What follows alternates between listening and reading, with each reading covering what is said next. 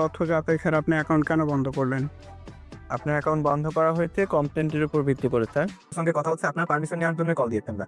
আপনার পারমিশন অনুযায়ী টাকাটা ওনাকে ফেরত দেওয়া হবে। মনে হচ্ছে টাকা কি উনি এখনো টাকা পায় নাই?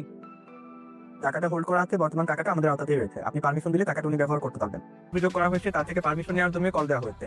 এখন আমি যদি মাতবরি করে অ্যাকাউন্ট বন্ধ করে থাকি, আপনি কিন্তু মাতবরি করে কথা বলছেন। অ্যাকাউন্টটা তো আপনার নিজের না, তাই না? তাই না? এখন প্রশ্ন হচ্ছে যে এ প্রতারকদের হাত থেকে রক্ষা পাবো কিভাবে? বা আমরা তো হচ্ছে সবাই এরকম সতর্ক না।